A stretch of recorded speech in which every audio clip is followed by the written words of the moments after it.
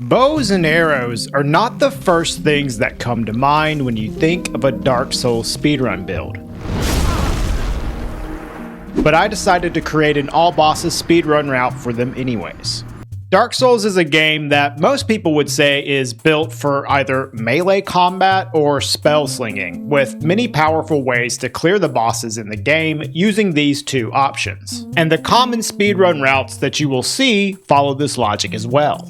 But in today's run, I'll be showing how I progress through the game as fast as I can with an archer build, starting from a fresh new game save file. And you might be surprised how fast we can do it. I also wanted to put a focus on the build itself without straying from the achievable power level of a normal playthrough. So this run will also be entirely glitchless, according to the speedrun.com rule set for Dark Souls glitchless speedruns. The rules for the run are simple.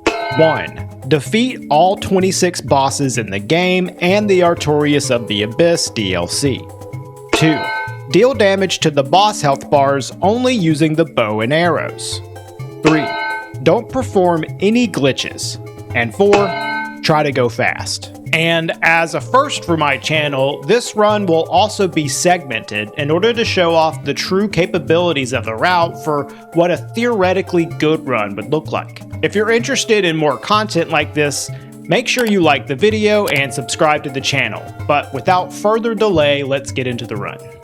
The run starts like any other at character creation, where we're going to select Hunter with the Master Key for obvious reasons if you're familiar with the game.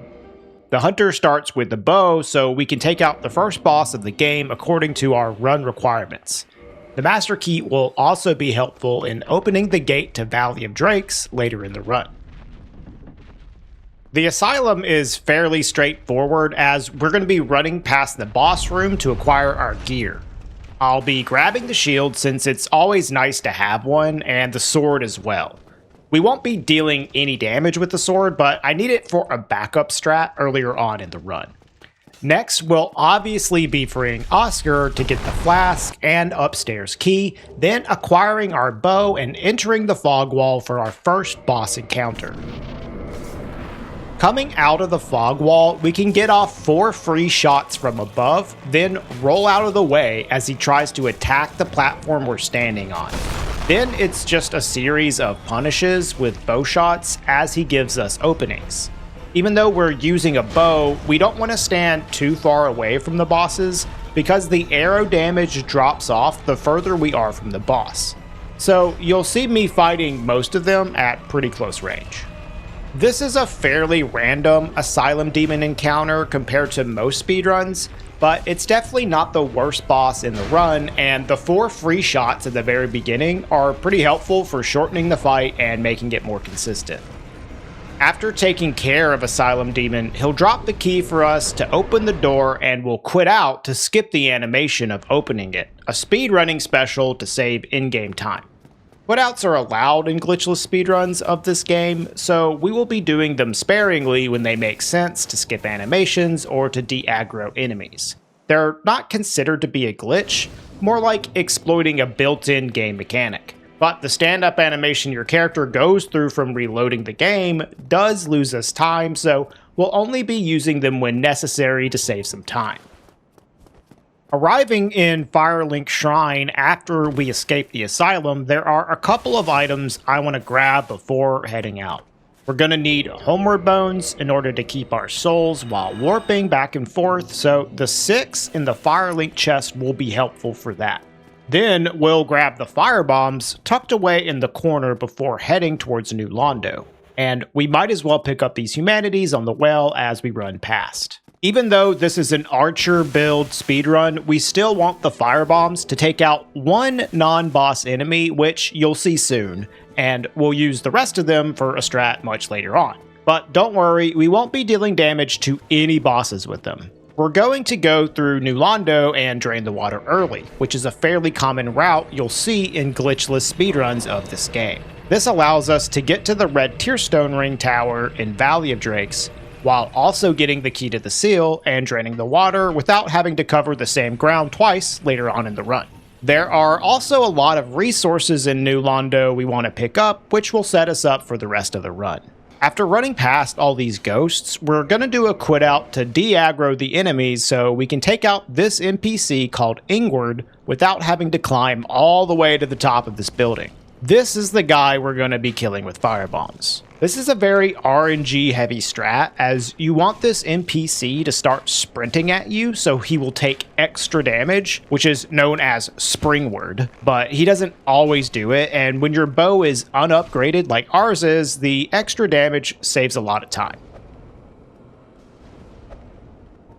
After Ingward throws us the key to the seal, we can continue our way and start picking up some items. There are some nice soul items throughout New Londo we'll be grabbing, but also our main source of damage for the run, the composite bow, is just upstairs from the seal crank.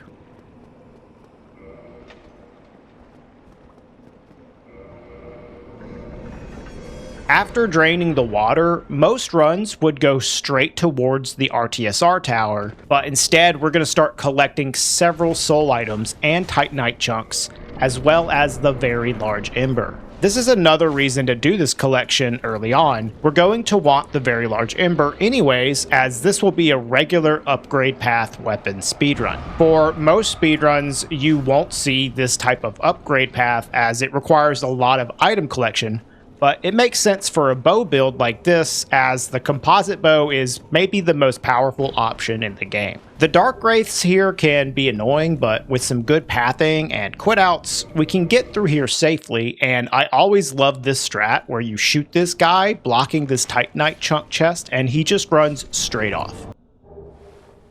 After collecting a few more souls and this last Titanite chunk chest, we are done with New Londo and can then finally approach the RTSR tower. This is a very dangerous part of any speedrun that picks up the red tearstone ring from this direction, as with some bad luck, these drakes will just kill you. There are strats to help, as you can roll to manipulate their aggro distance, but if you're unlucky, they'll just kill you. And if you're not aware, the item at the top of this tower is the red tearstone ring, which will massively buff our damage when we are below 20% HP. So for most of the boss fights, we'll be one hit away from death, but our damage will be extremely high while wearing the ring. Escaping from the tower is also very dangerous, as the drakes are still a threat. But once you get past this drake in the middle, you are mostly home free to enter the elevator leading to Darkroot Basin. Riding the elevator up gives us some downtime to pop all of these souls that we collected. We're also going to want to lower our health slightly because we're just short of having RTSR active, so we'll use the Black Knight ahead to block an attack for a little bit of chip damage to get us below 20%. We'll also pick up the Grasscrest shield and quit out, which sets up a nice cheese kill for the Black Knight as he just runs off the cliff to his death. We don't need any of the items he drops, but it's a nice 1800 souls for free. From here, we'll continue up the cliffs of the basin towards Undead Parish, taking out this crystal lizard on the way. This is why we wanted to be in RTSR range, as the lizard dies in 2 shots instead of 5. This lizard is also a major pain point for anyone out there trying to perform this route yourself. In this run, we are lucky and got 2 Titanite chunk drops from the lizard, but there is a possibility that it only drops twinkling or large shards. You really want it to drop chunks, but there's also the possibility it only drops 1 chunk. For the fastest possible route, you need to get 2 chunks to drop, which is also the least likely scenario to happen. Not only that, but there is another lizard later in the run you want to get double chunks from as well. There are backup chunks you can get in the scenario that you don't get the ones you need from the lizards, but of course this will result in a slower route. Now that we've made it to Undead Parish, we can do some shopping with Andre the Blacksmith. We want to upgrade our bow to +5, so we'll need 9 Titanite shards, and this is the perfect time to refill our arrow inventory. I've been getting 75 large arrows from him, so we have enough souls left over to then level up to exactly 24 strength, which will save an attack on the next boss fight, the Bell Gargoyles. The first 2 things we're going to be doing in the run is ringing the Bells of Awakening, and Gargoyles is first on deck. This is a pretty dangerous run up to the boss, as the best setup we have for RTSR is using this Baronique Knight. So we'll have to run through the hollow room upstairs just one hit away from death. This setup leaves us just outside of RTSR range though, so we're going to block a hit from one of these hollows since the shield we're using only blocks 95% of physical damage. This also makes getting through this room a little safer as well. The Gargoyles fight itself is not too bad due to the +5 bow with RTSR doing great damage to their health bars. Ideally, you'll get a tail cut on the first Gargoyle for a stagger, and then it's pretty easy to take him out from there. Then the second Gargoyle is just 2 shots, but it's pretty easy to miss as you can see. Overall, not a bad boss fight for this run though. Climbing the ladder, we can ring the first bell, then drop down to Oswald to buy a couple of extra bones for the rest of the run, and then warp back to the Undead Parish bonfire.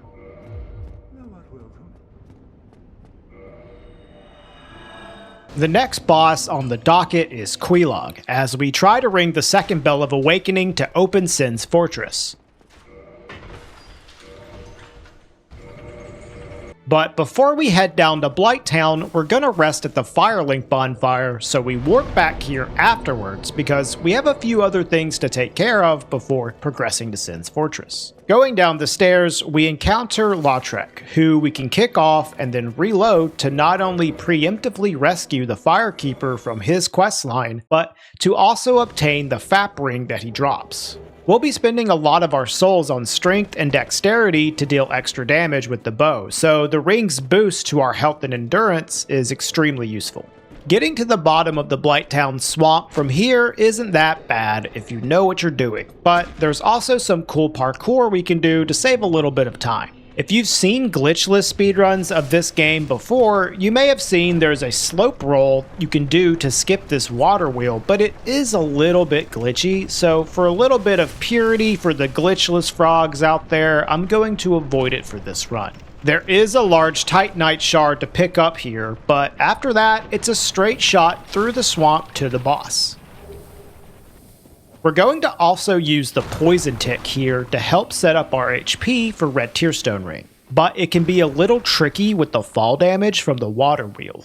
However, you can always use these slopes on the side going down to the fog wall to deal a little extra damage to yourself like so. Quelaag is theoretically a pretty easy fight because of the ability to stun lock her with arrows to the human form on top of the spider. But it is admittedly easy to either miss or mistime your shot. You need to wait for her to come out of the stagger animation before shooting her again, or you will overlap the stagger animations. This can be a little scary because if you miss a stagger and then start up another bow shot, it can be just enough time for her to recover and get you killed if you're in RTSR range. There is a slope on the left side of the arena you can jump on that she can attack you from for a nice cheese. But be careful if you do this because she can still hit you with lava damage while you're up there if she happens to spit at you on approach. But when done correctly, Quelaag is a pretty nice boss fight for this run, and after she's dealt with, we can ring the second bell and bone back to Firelink. And for anyone wondering, we're not going to rest at the Daughter of Chaos bonfire below in order to warp to it later, because without the Lord Vessel, we would be stuck here, and climbing out of Blighttown is much slower than going back down into it. We're back in Firelink, and finally going to take our first steps into Undead Burg to take out 3 different bosses: Taurus Demon, Capra Demon, and Gaping Dragon. Most speedruns would save Capra and Gaping for later on, but we really want to get the large Ember from the depths in order to upgrade our weapon beyond +5.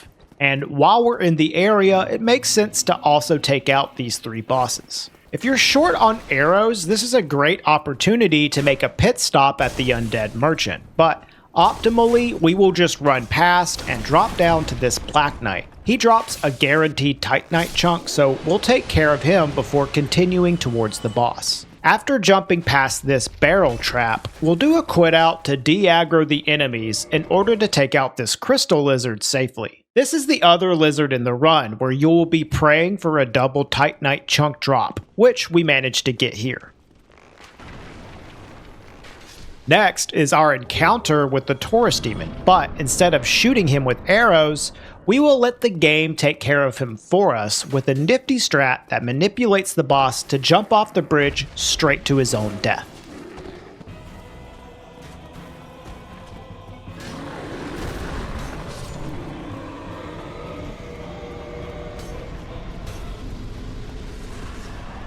Now it's time to enter Lower Undead Burg for the Capra Demon fight, which is definitely one of the more annoying bosses in this run, thanks to the additional dogs in the arena.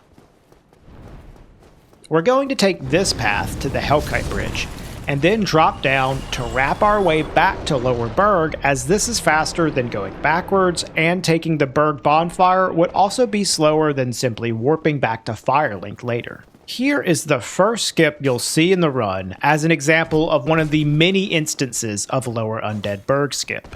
This is also where you could pick up the rubbish to trade for a Titanite chunk if you don't get the lucky lizard drops. There are a few different strats for Capra Demon. I try to shoot the dog on the stairs right away, but of course I miss and get punished. The fight is kind of a shit show from here, but once the dogs are dealt with, you can easily stun lock Capra with headshots.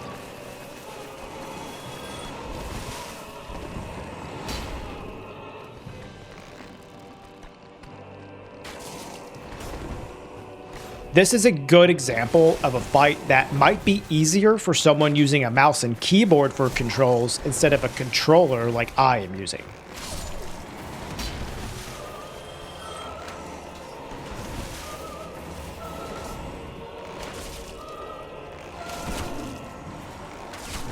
Capra is one of the more annoying bosses in the run, but he's been dealt with and we get the depths key to progress towards the large ember and gaping dragon. This section is also really annoying for setting up your health for Red Tearstone Ring, as getting through here without taking any damage is a little rough. I usually use the dog that will bite you at the large ember chest, but in this run I also had to use a slime on the way to the boss fight for that last bit of damage. Using RTSR for gaping saves a lot of time on the fight, but it is pretty annoying, so it's understandable for anyone that wants to skip using it here. For the gaping fight itself, we're going to be shooting it in the floppy face as much as we can, alternating between slam attacks.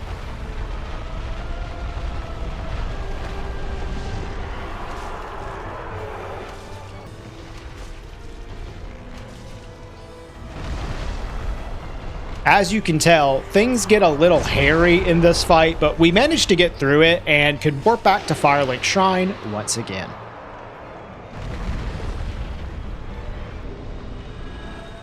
Now we can enter Sin's Fortress on our way to Anor Londo. We'll take the elevator back up to Undead Parish and then stop by Andre to ascend our bow to +6, buy a weaponsmith box, and then top ourselves off with some more large arrows. Going through Sins is fairly straightforward, but we'll make sure to pick up the large shards in this chest, and then quit out to skip the boulder coming down the stairs ahead. After this boulder quit out is an arrow trap that can be used to set up our help for RTSR. 2 arrows is good enough to get us there.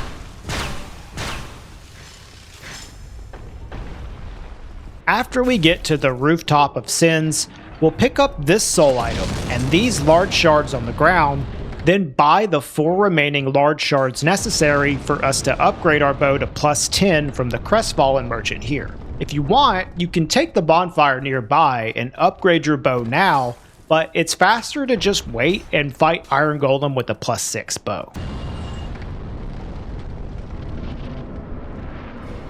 The Golem fight itself is the standard strategy of dealing 400 damage to his feet to cause him to stagger in just the right spot, so when you deal 200 additional damage, he will fall backwards and straight off the platform to his death.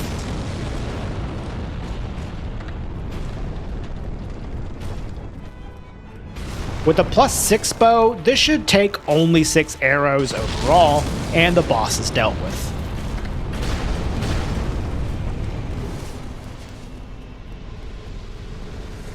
Arriving in Anor Londo, we take the first bonfire in order to warp to it later. Then we can take the elevator down and cross the rafters to arrive at the rotating staircase in the middle of the area.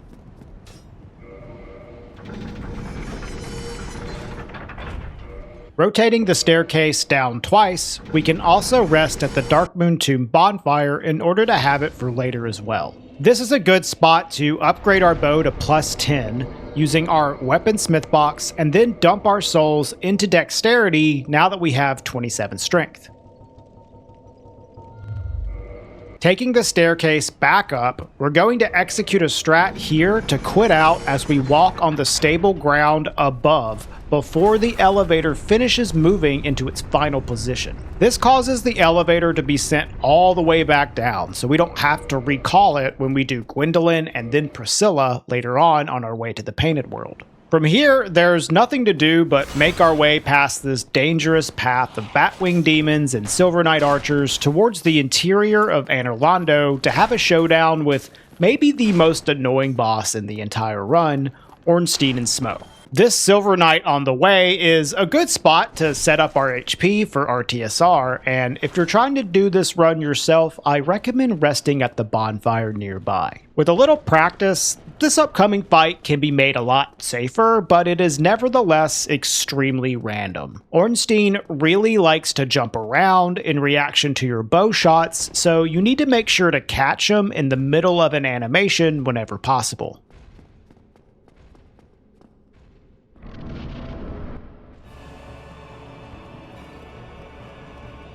You can get headshots on him, but he will attack out of the staggers very quickly, so chaining them together can be very risky.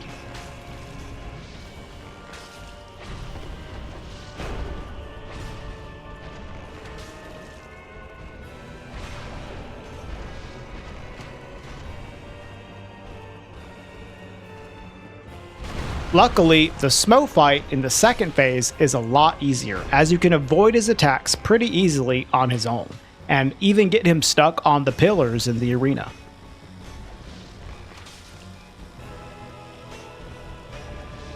You could alternatively kill Smough first for the Leo ring drop from Super Ornstein, but not only is this fight more annoying to execute, the Leo ring itself is a little inconsistent as a damage source since the bosses won't always be in the proper animation windows for counter hits to occur.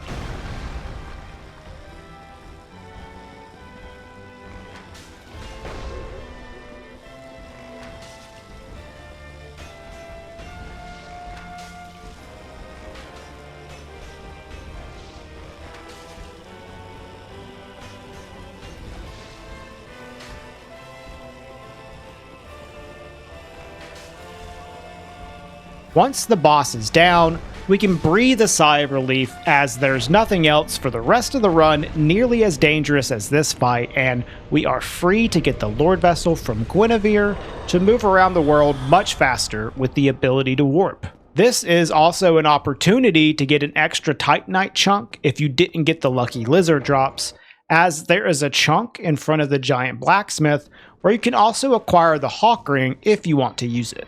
At this point of the run, we are thinking about making our way to the harder bosses in the game, namely the 4 DLC bosses that await. So we want to not only solidify our damage for the entire run, but also take the steps to unlock the DLC itself. In order to finalize our damage, we want to take out Stray Demon for the Titanite slab that he drops. So we will warp back to Firelink Shrine and rest at the bonfire so we can warp back here afterwards to place the Lord Vessel. The elevator is already down from earlier, so we can make our way back to the Undead Asylum by pretending to be an egg at the Crow's Nest. There's a convenient RTSR setup for Stray Demon where you can fall into his arena while at or near full HP, quit out, and then fall again to put you under the 20% threshold.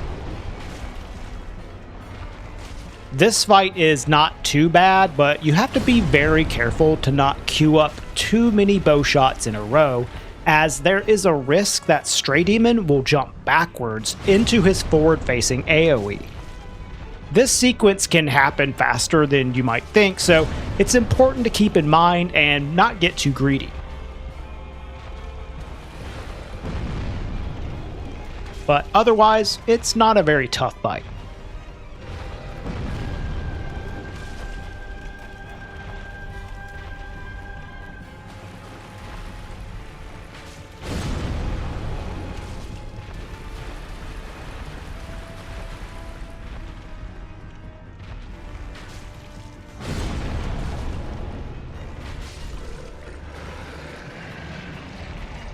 Once he's down, we can pick up the slab that he drops and exit the arena with the nearby ladder to pick up the peculiar doll for later and warp out before the Black Knight gets us. From here, we can place the Lord Vessel. If you're still lacking for Titanite chunks, you can have Frampt break the slab from Stray to get your bow to plus 14. But for this run, we're good to go, and we can warp to Undead Parish to have Andre upgrade us to plus 15. We're also going to buy the Crest of Artorias, and this is a good time to refill our arrows for the rest of the run.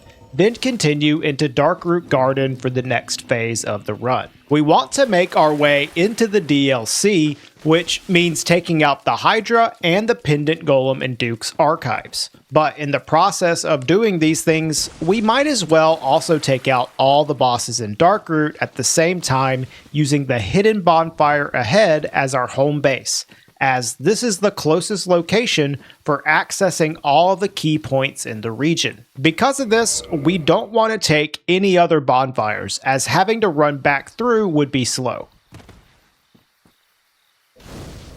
After resting at the hidden bonfire, we can spend our souls and make our way to the first boss in Darkroot, the Moonlight Butterfly.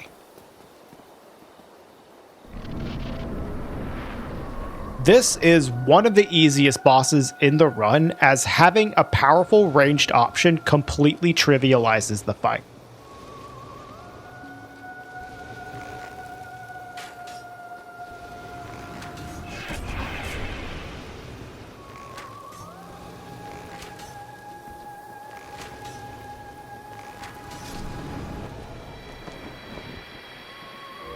After Butterfly, it's time for Seath.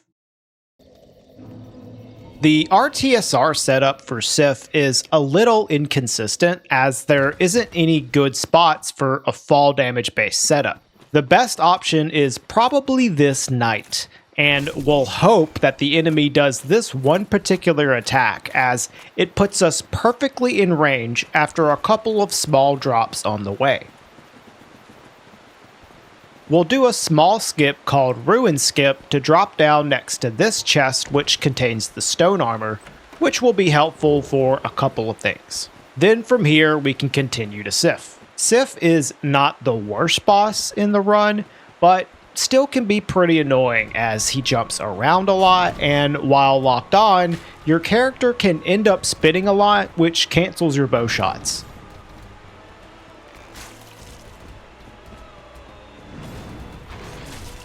Seath's jumps can also stagger you quite a bit, so this is a good spot to equip the stone gloves for a little bit of poise to prevent being staggered.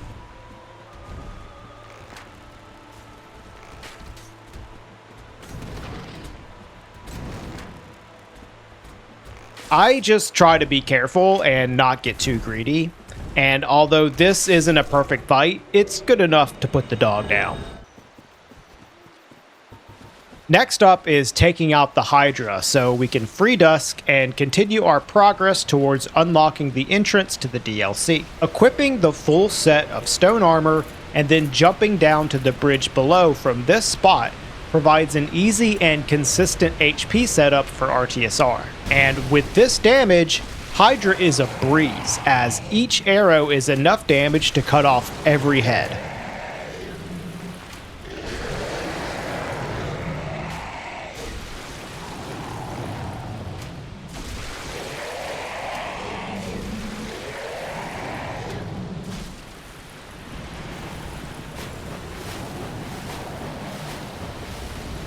Thanks to this, Hydra goes down easily, and then with the quit out, we can spawn in the golden golem to free dusk and warp back to the hidden bonfire.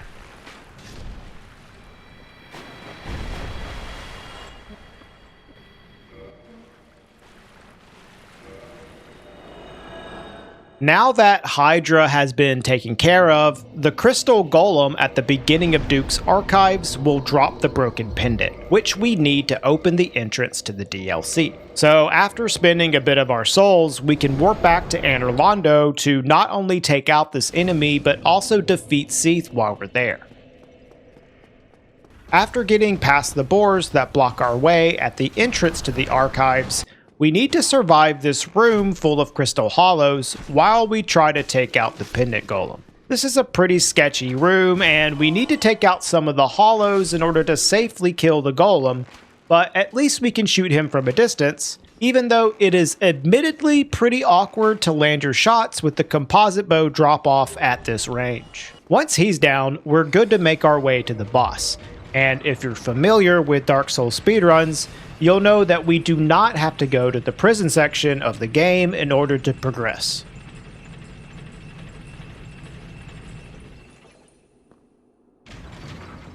Using a particular bow setup on this elevator, we can easily roll to this balcony below and skip the entire section. This is called Duke Skip, and it is allowed for glitchless speedruns as it doesn't actually require any glitches to execute. This is a skip that I highly recommend learning if you want to speedrun this game, as it saves a few minutes and it's not very difficult to do if you use this bow aim setup. There's some more fancy parkour we can do to skip this ladder as we make our way to the crystal caves, and here is where we make the first use of the Dust Crown Ring as a way to set up our HP for Red Tearstone Ring. Since fall damage in Dark Souls 1 is based off of a percentage of your maximum HP, this ring cutting your HP in half can be a nice way to not only minimize the amount of fall damage you take, but also cut your HP in half from full. It's extremely useful for controlling your health bar for Red Tearstone Ring setups. We'll keep it on as we make several drops throughout the crystal caves, and then near the end, we can remove it and we are easily under the 20% HP threshold. On the way to the boss fight, there are several clams hanging out in front of the arena, and since there isn't a fog wall to keep them out of the fight, they can easily follow you in before it begins. After the fight starts, a fog wall gets thrown up, but if they get past this point before, they are going to be in there with you. Luckily, we have a certain pathing strat that helps to keep the clams out, but I found that it is less consistent than I'd like on Dark Souls Remastered compared to the original game. However, it works on this run, and we don't have any clams in the fight with us. This makes the Seath encounter fairly trivial as we can shoot his crystal, then put 6 arrows into his belly, dodge his opening attack, and then a few more arrows will finish him off before he can do anything else. It's finally time to show what our build can do as we're ready to enter the Artorias of the Abyss DLC. We make our second approach to the Hydra Lake, this time with the Dust Crown Ring equipped for an easy RTSR setup. Jumping down to the same bridge as before, then removing the ring will put us under the 20% threshold. The first boss is, of course, the Sanctuary Guardian, who is unsurprisingly pretty annoying and random, but that is kind of his deal. You can get some decent damage in by sniping a tail cut, then getting more arrows in on the stagger. Guardian also happens to have some pretty large counter hit windows you can exploit for some big damage. If you had the Leo ring, you could probably get some really good hits in here. The range from the bow is also pretty nice to punish Guardian when he tries to create distance, even with the sharp damage drop off from the composite bow. The biggest issue the bow has with this fight, though, is the inability to stagger the boss reliably, which makes getting that tailcut stagger even more helpful. Once Sanctuary Guardian is put down, we can access the Royal Wood, but first we'll make a pit stop at Elizabeth the Mushroom to purchase Hidden Body and a Catalyst. This will make running through some sections a lot more consistent without losing us much time at all. Next, we can make our way through the Royal Wood on the way to Artorias and Calameet's arena. I will say that it feels pretty weird to run through this part of the DLC as someone who usually does glitched runs, as typically in a more traditional speedrun of this game, there are a myriad of ways to skip through this area using the unlockable elevator shortcut. However, none of these ways are possible without the use of glitches.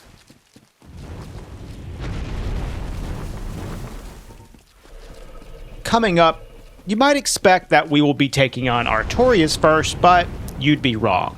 I have to admit, when I was initially practicing and routing this run, I absolutely hated the Calameet fight, as he acts extremely weird and chaotic against a bow. Not to mention how difficult he is to hit if you try to use the bow like you would a melee weapon. You can get a headshot on Calameet to stun him if you shoot him directly in the eye, but it's actually a pretty small hitbox and really tough to hit consistently. I was dying to him a lot, but I thought, what if we just shoot him with the bow while he's flying in the air? And after a little bit of testing and practice, I managed to route in a Gothless Calameet strat using the composite bow.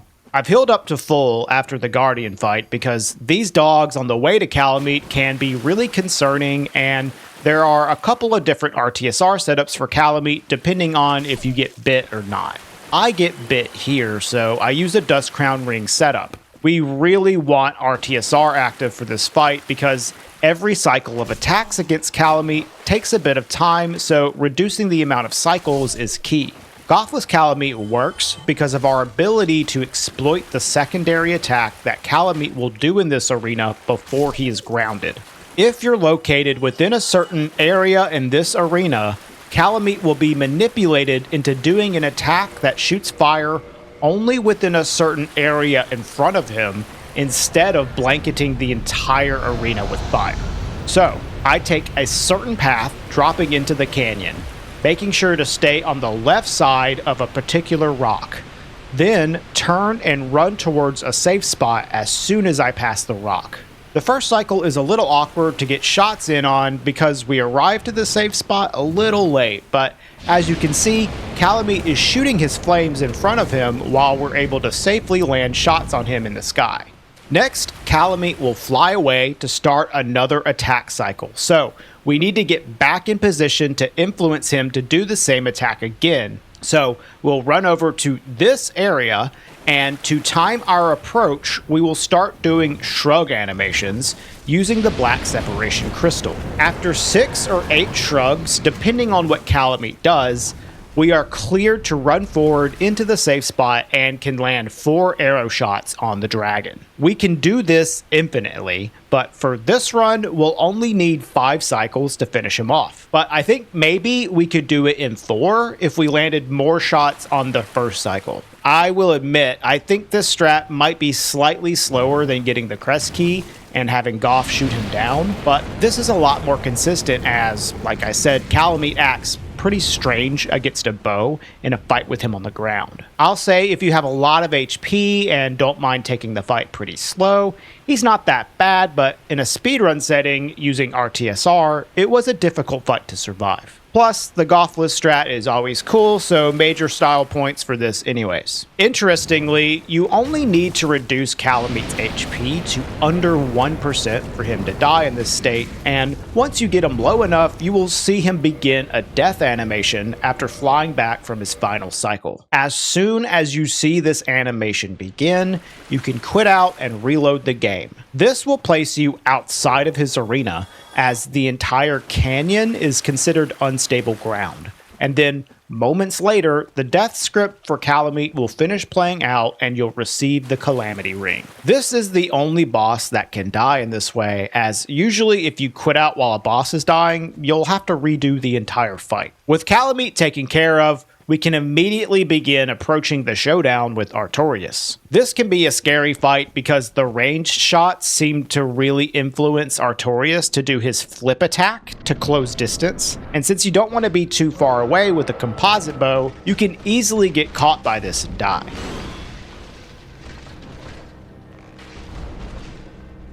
Similar to Ornstein earlier in the run, you want to try and wait for Artorias to do an attack, then shoot him, because he can easily close distance and kill you out of neutral. It does help that you can stagger him with headshots, but I gotta say, this guy has a really fucking tiny head, and it is difficult to consistently hit in the heat of battle. Maybe someone with elite mouse and keyboard bow skills could do this, but I basically just saved the headshots for knocking him out of his buff animation.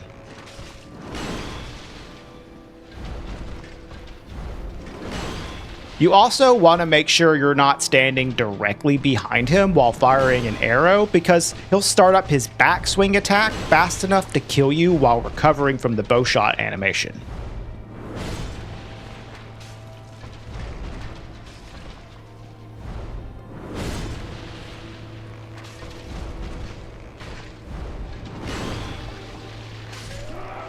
With Artorias, Calamy, and Sanctuary Guardian now out of the way, we can continue to the final boss of the DLC and my personal favorite boss in the game, Manus. First, we'll make a pit stop here to level up so we can cast Hidden Body and then attune it. This next area, Ulasil Township, will be very helpful to have Hidden Body for. I'm gonna pop a cast here because this section afterwards is a little rough with multiple bloated sorcerers hanging out and a very narrow bridge with several bloated warriors around. But with Hidden Body active, it's pretty calm. The next building is also a scary spot, especially since we don't want to take the path to the Crest Key chest as we've already taken care of Calamy. We want to go through the middle of the room where there are tons of enemies hanging out. A quit out here will remove our current cast of Hidden Body, so we can prepare another one immediately. Running through here is also relatively calm as long as you have the spell active. This brings us to the next collection of enemies in Ulasil Township at what is known as Hellbridge, with multiple bloated sorcerers and several bloated warriors. Even with Hidden Body active, there is a little risk involved running through here, but usually it goes fine as we didn't even need to dodge anything on this run. Now there's just a chained prisoner to get past, and we'll activate this elevator while quitting out to not only send it to the top, but also despawn the enemy that would normally be waiting to jump scare us. Taking the elevator down into the Chasm of the Abyss, we make our way through towards Manus, casting Hidden Body one more additional time in the area so that we can safely take a more direct approach towards the boss without having to worry about this sorcerer shooting at us. There's a convenient RTSR setup to Manus as well, as we can just ring swap to DCR and back to half our HP, then jump down from here and we're in RTSR range. There is a cheese you can do with Manus where you shoot him from outside of the arena with a bow, but it's actually a lot faster to just stun lock him with headshots like so. Even with controller aim, it's not too difficult to land the shots on his face, and sometimes you can literally stun lock him for his entire health bar. For what is normally considered to be a pretty tough boss, this build is extremely good for this fight, simply because of the headshots. As you can see, he goes down pretty quick. And with that, we are finished with all DLC bosses and can return to the base game to clean up what remains. After warping back from Manus, this is a good opportunity to take out the remaining bosses in Anor Londo, Gwyndolin at the Darkmoon Tomb, and then Priscilla in the Painted World.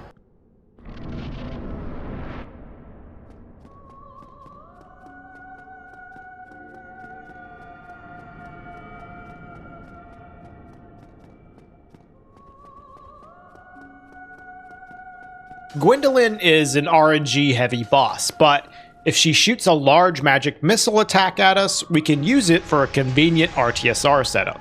Otherwise, the fight is waiting for an opportunity to land a headshot stagger and then chaining multiple in a row until she dies. Because of the arrow drop off from the composite bow, this means you probably want to get pretty close, so approaching on her arrow shot attack is the easiest bet. In this run, I missed the shot, so I had to do a second cycle, which is unfortunate, but I'm not an FPS gamer, so please forgive me. After Gwyndolin is down, we can turn around and immediately head towards the Painted World, keeping our RTSR setup from Gwyndolin active for Priscilla. Since we sent the elevator down with the quit out we performed in Anor Londo much earlier in the run, it's already here for us and we can go up immediately.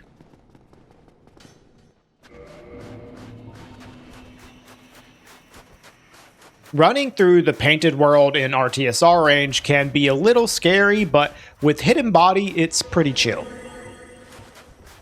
There is a skip we can do here near the end of the painting as well, which looks a little glitchy, but it is technically allowed for glitchless speedruns as it's just a bit of extended collision you can walk on.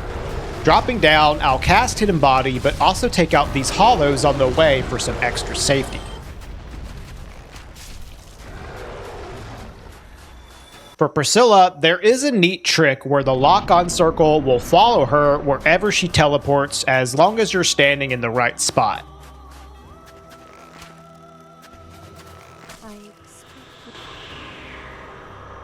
Here we immediately see that she's behind us and we can begin slinging arrows at her right away. The arrow we shot her with initially is also helpful for locating her position as it stays stuck to her body.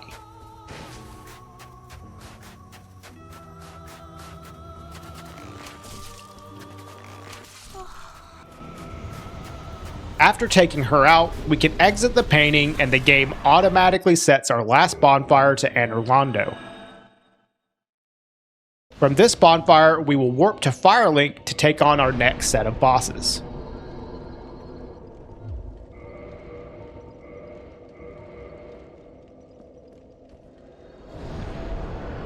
After the warp, we will rest at the Firelink bonfire and use this as our home base for the next several segments. Up next, we have the Catacombs with Pinwheel and then Tomb of the Giants with Nito. Entering the Catacombs, we'll pull this lever to open up the way and quit out to skip the animation and also de-aggro the skeletons chasing us. We'll cast Hidden Body as we exit to make the next section a lot more consistent, and then do this neat jump down to skip a large portion of the Catacombs. Equipping DCR here helps with the RTSR setup for the next boss Pinwheel, as the next couple of drops we take will put us under the 20% threshold. With Hidden Body active, the bone wheels aren't too concerning and we can enter the fog wall.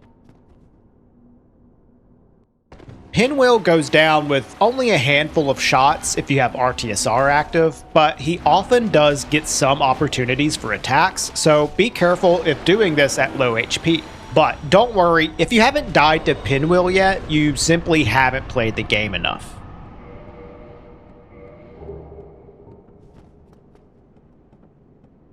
Next up, we have Tomb of the Giants, which is one of my favorite areas to run through as a speedrunner. Pay attention to the pathing I do here, as it's an easy way to clear this area very quickly and safely.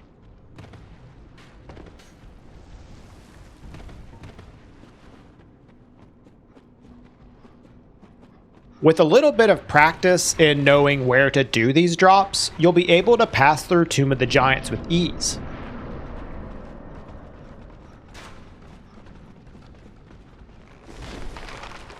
If you end up missing this boost jump at the very end, don't worry, you can just follow the wall down and you should still easily find your way out of the darkness. Also, if you're afraid of the Pinwheel room coming up, you can cast Hidden Body, but it isn't necessary.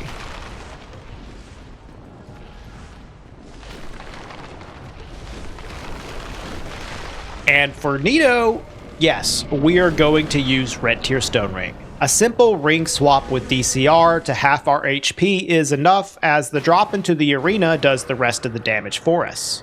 With Hidden Body active, the skeletons will not aggro on us at all if we stay near the beginning of the fight, so being in RTSR range is pretty safe as long as you can dodge his sword attacks while you shoot him with arrows from a distance.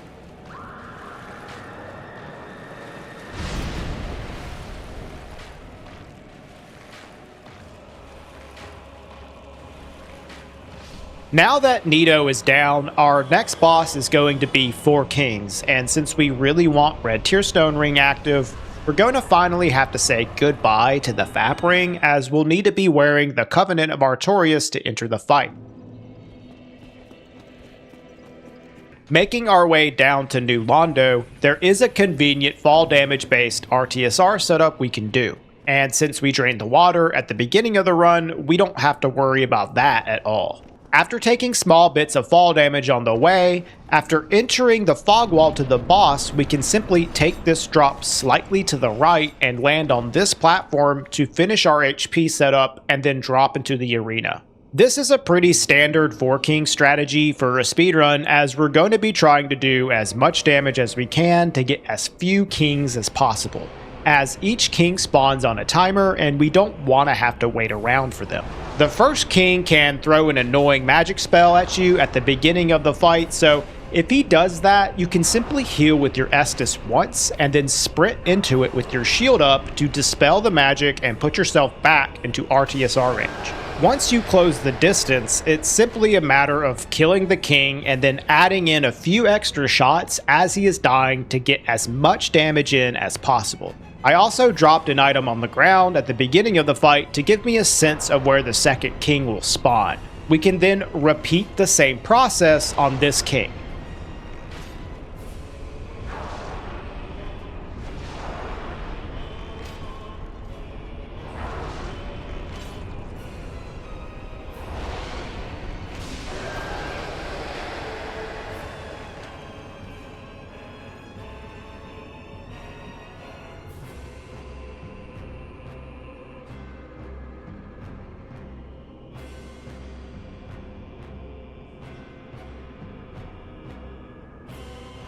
For the third king, I ended up going in the wrong direction, so I was pretty far away from him, but luckily he closes the distance fairly quick.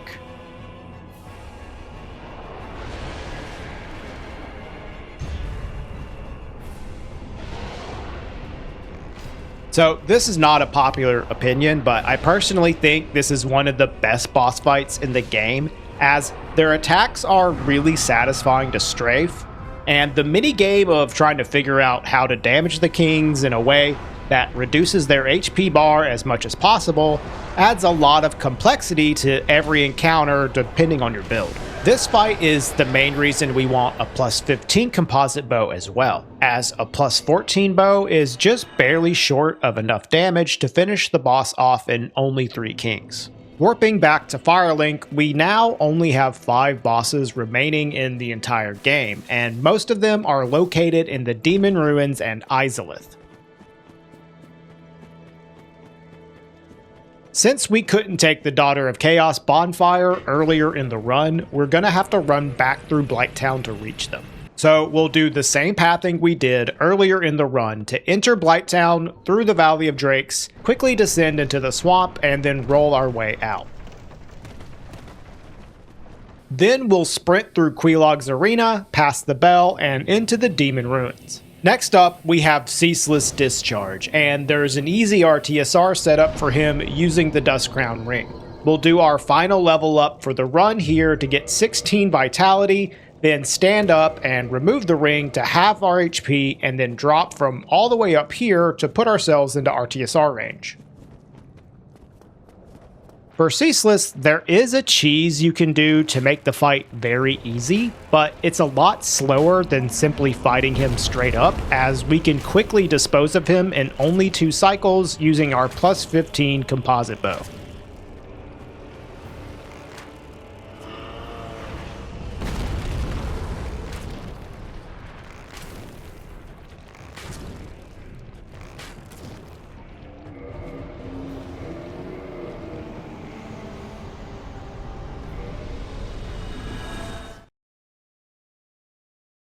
With the Dust Crown Ring equipped, we'll now make our way to Demon Fire Sage, taking fall damage drops on the way to lower our health. We'll have to dodge this Capra Demon's attack, but after that, we're pretty safe as we can get through the rest of these enemies with Hidden Body active. Fire Sage is a very similar fight to Stray Demon, where you don't want to get too greedy because he might jump backwards into an AoE.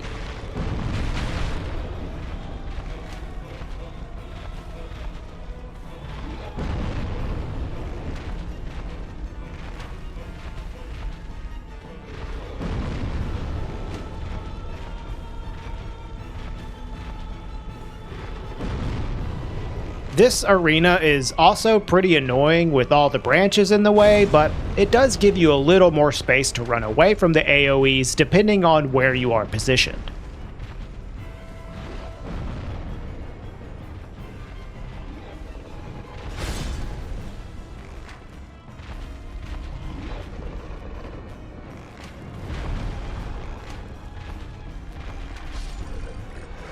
After Fire Sage is down, we can carry this RTSR setup into the next boss, Centipede Demon.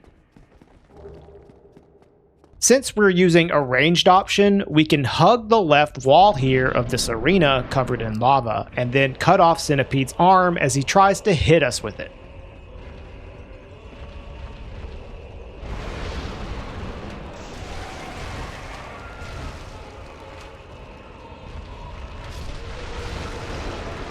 Things get a little hairy as Centipede closes distance, but I managed to avoid his attacks and take him out fairly quickly.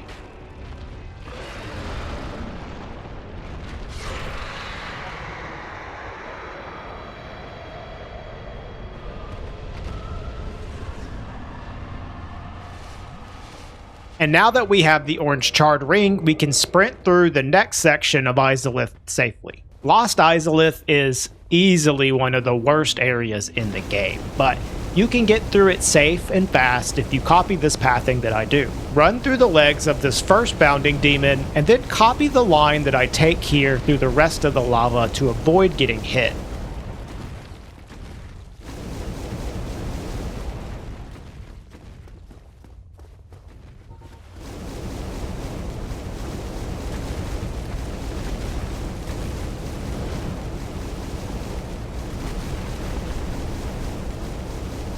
Once you're through, you can get on this branch and make your way out of the lava area. Coming up is one of the least liked bosses in this game, the Bed of Chaos. But we're going to be using a strat that makes it a lot easier. If you remember at the beginning of the run, we picked up some fire bombs in Firelink Shrine.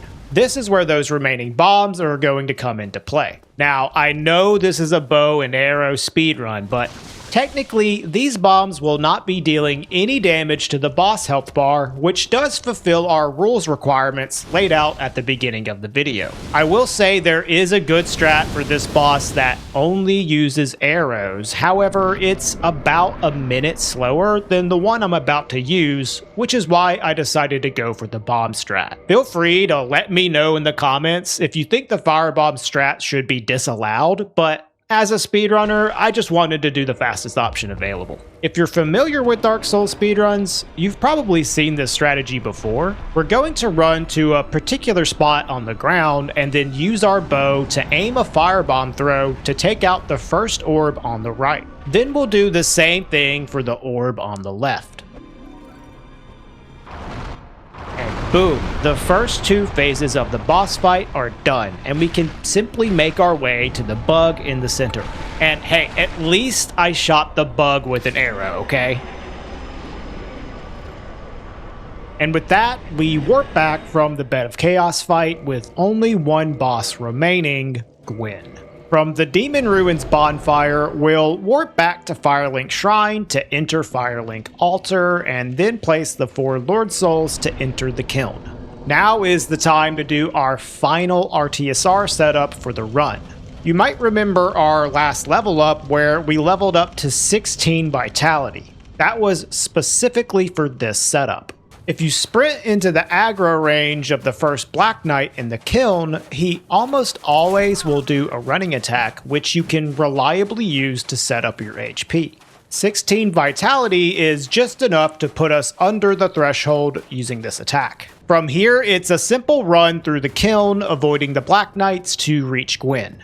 And you might be wondering, how are we going to get through this next fight? you can't riposte with the bow, so parrying him over and over doesn't seem like the best strategy, right? Well, you'd be correct in thinking that, but we are going to do one parry. After landing a parry on Gwyn's opening attack, we'll back up slightly and start letting our arrows fly. This causes Gwyn to enter an animation loop as he tries to dodge our ranged attacks over and over again, but unfortunately he isn't dodging fast enough, so he just gets completely pelted with arrows until he dies. This is definitely one of the best kills in the entire run. And with that, we can choose our desired ending as we manage to defeat all Dark Souls bosses with the bow in less than 90 minutes. For reference, the current glitchless all bosses world record is 1 hour and 11 minutes, almost 20 minutes faster. Unsurprisingly, a bow is not the most optimal weapon to use in order to beat Dark Souls as fast as possible. But I personally think this is a surprisingly quick time and could maybe go even lower with some better strats, as this is merely the first iteration of the route that I created. I encourage anyone watching to give this run a shot yourself and see how fast you can complete it. Maybe you'll even come up with some new strategies yourself, and please feel free to share them with me if you think you found something that could save time. I've really enjoyed creating and running these offbeat speedrun routes to share with you on my YouTube channel. But this was a slightly different format for me, so let me know if you'd like to see more of this style of video going forward. I just want to thank everyone out there for enjoying my content. I very much appreciate your support. But if you'd like to give more, don't forget I also have started a Patreon where I've begun uploading extra content for my supporters to enjoy. But that's going to be all for me today, and as always, thanks for watching.